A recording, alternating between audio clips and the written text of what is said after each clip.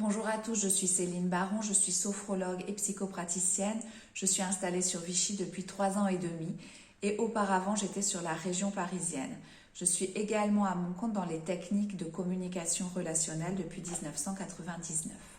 Je vous souhaite une bonne année à mes clients, à ceux qui passent par là et à ceux qui suivent également ce blog régulièrement, voilà, et qui m'écrivent dans les commentaires et avec qui je suis en contact. Voilà, aujourd'hui j'aimerais vous parler pour la nouvelle année justement de quelque chose qu'il est primordial d'apprendre à nos enfants, c'est d'apprendre à donner et à se détacher des objets et des choses qu'ils peuvent posséder, parfois en grand nombre, vraiment en grande quantité. Alors voilà, le simple fait d'apprendre à vos enfants à donner, ça va vraiment forger leur mental, ça va les amener à faire la différence entre des valeurs comme l'empathie, l'affection, l'amour, qui sont des valeurs immatérielles, et le matériel, la possession. C'est important de leur donner vraiment une idée, c'est sûr, c'est certain, de la valeur des choses, mais aussi de la valeur des sentiments et des concepts comme l'empathie et l'amour. Alors, la vie change en permanence, la vie est fluctuante. Dans le bouddhisme, on dit que si on regarde une rivière et qu'elle paraît être exactement la même qu'hier, en réalité, elle ne l'est pas du tout. L'eau de la rivière a changé et elle change constamment. D'une seconde à l'autre, l'eau de la rivière change et tout change. Et le fait d'apprendre à donner, ça commence déjà à apprendre à vos enfants que la vie, elle est mouvante et qu'on ne peut pas être attaché excessivement à une possession, à un objet ou à un lieu. Déjà, il va falloir dealer avec le lien affectif qu'on a avec des gens qu'on peut perdre. Quand on déménage, on peut perdre des petits copains, ne plus les voir, ne pas rester en contact, ne pas arriver à rester en contact. Et puis, on va perdre aussi ses grands-parents, on va perdre parfois des tantes, des oncles, de l'entourage. Et bien sûr, les parents, quand on sera adulte, normalement, logiquement, c'est dans l'ordre des choses. Alors, si on commence à encourager nos enfants à tout garder, on ne va pas les préparer à la mouvance, à cette fluctuation de la vie qui est permanente, et c'est vraiment le jeu de la vie, c'est vraiment que tout change et que tout peut changer du jour au lendemain, en bien, en mal, les choses peuvent continuer, mais il y a vraiment du changement permanent. Et leur apprendre que rien n'est gravé dans la pierre, ça passe aussi par le fait de pouvoir se détacher d'objets, de les jeter peut-être quand ils sont trop abîmés ou de les donner. Le fait d'apprendre à donner, ça leur apprend aussi qu'on peut faire plaisir même si on n'a pas d'argent, même si on n'a rien. On peut donner un sourire, un mot, donner du réconfort à quelqu'un. Ça ne coûte rien. On peut donner un jouet, un t-shirt, quelque chose dont on ne se sert plus, qui peut représenter pour l'autre justement quelque chose de grand, de beau, parce qu'il a été digne à un moment donné de recevoir ce cadeau et peut-être quelque chose justement, une chose à laquelle on tient particulièrement. Alors on n'a pas besoin d'argent pour donner, mais par contre on peut perdre tout ce qu'on a. Et parfois quand on perd des gens ou peut-être un animal, eh bien on donnerait volontiers tout ce qu'on a pour pouvoir le revoir, quelques secondes, quelques minutes pour pouvoir le revoir en tout cas. Donc dans ces moments-là, on se rend bien compte que le fait de posséder plein de choses ne nous aide pas du tout à surmonter les obstacles de la vie. Donc la possession, c'est de l'énergie. Avoir une chambre super remplie, posséder plein de jouets, ça veut dire aussi être prêt à ranger, être prêt à savoir où sont les choses, à organiser son espace de vie et tout ça finalement. Quand on est petit, l'encombrement, c'est pas très bon. Ça empêche la concentration. On se réveille la nuit, il y a des choses partout. Ça peut faire peur parfois aux petits de voir une forme plutôt qu'une chambre bien rangée avec peu de choses. Arriver à distinguer le matériel, la valeur du matériel et la valeur de l'immatériel, c'est vraiment ce qu'on va leur apprendre. Ils vont apprendre à donner quelque chose qu'ils ont envie de donner ou qu'ils n'ont pas envie. C'est à eux de voir. Il faut toujours leur laisser le choix. Mais se séparer de choses, de lieux et de gens, de toute façon, c'est l'apanage de tous. Et c'est comme ça qu'est faite la vie. C'est la grande histoire de la vie. C'est passer de l'ancien au nouveau en permanence. C'est ce que je vous ai dit à 5 minutes. Ça appartient déjà au passé. C'est déjà plus maintenant.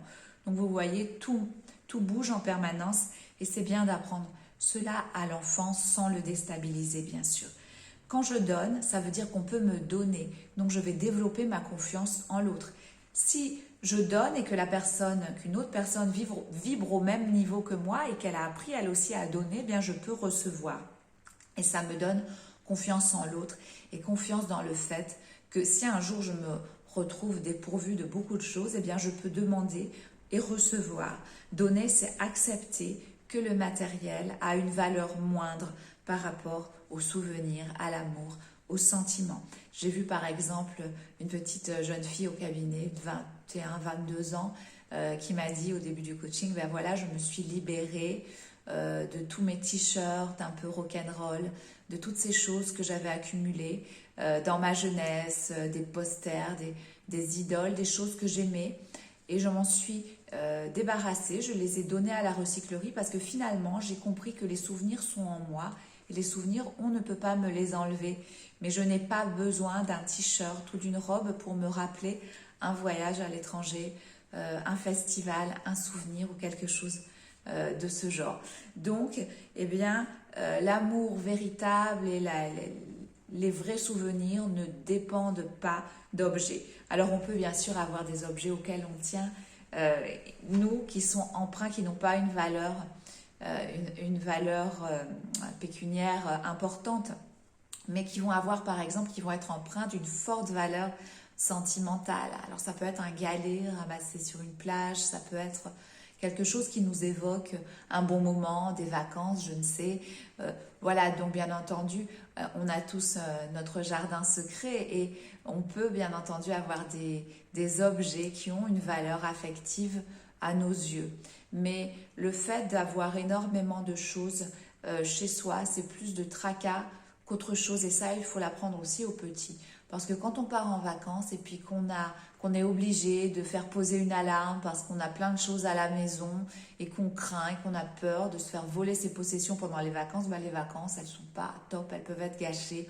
Ou alors, il faut appeler les voisins, il faut s'organiser, il faut que quelqu'un vienne, qu'il ouvre les volets, peut-être parfois qu'il laisse la télé tourner pour faire comme s'il y avait quelqu'un.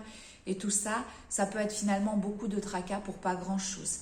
Alors, donner apprend à l'enfant que rien n'est gravé dans la pierre et que rien n'est immuable en fait. Donner, c'est enfin la chance de pouvoir recommencer et de faire de la place pour la nouveauté. Et ça, c'est un message fort qu'on peut passer aux petits. Quand tu donnes des choses dont tu ne te sers plus, bien tu fais de la place pour la nouveauté, ou tu fais de la place pour recevoir peut-être des copains à la maison, pour avoir enfin de la place dans ta chambre et recevoir des copains.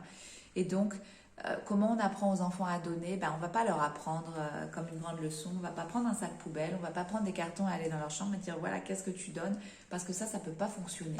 La seule façon pour que ça fonctionne bien et pour élever des enfants qui deviendront des adultes responsables et qui n'auront pas peur de perdre leur possession, mais qui iront en confiance, c'est vraiment de démontrer soi-même, c'est-à-dire régulièrement. Je prends des sacs et je vide mes propres choses, je leur montre. Voilà, regarde, cette robe, je n'en veux plus, je la donne à la recyclerie. Voilà, ces chaussures, je n'en veux plus, je les donne. Regarde, tous ces livres, ils ont déjà été lus. On va les mettre à la boîte à livres. Ça ne sert à rien de s'encombrer. Ça prend la poussière. C'est beaucoup plus de travail quand je fais le ménage. Leur expliquer des choses comme ça, leur expliquer aussi qu'un intérieur minimaliste avec peu de choses, eh bien, c'est un intérieur dans lequel on peut réfléchir. Et puis, il faut veiller quand même assez tôt à ce que l'enfant trie par lui-même, jette par lui-même, donne ce dont il ne se sert plus. Parce qu'il y a vraiment un risque après de tomber dans l'accumulation. Et après, ça peut vraiment devenir très, très problématique. Voilà. Donc, il faut aussi peut-être regarder le lien d'attachement qu'il y a derrière chaque objet. Et bien entendu, ne pas forcer l'enfant à donner des choses qui seront en lien avec une personne qu'ils ne voient plus et qu'ils aiment. Par exemple, je ne sais pas, leurs grands-parents ou un cadeau qu'on leur a fait que quelqu'un qu'ils ne voient plus leur a fait quand ils étaient petits. Toujours respecter, bien entendu, cette valeur affective. Enfin voilà, le mot vraiment de la fin, c'est que donner, se débarrasser de choses, c'est faire de la place pour de la nouveauté. Voilà, je vous souhaite une bonne année 2022. Au revoir.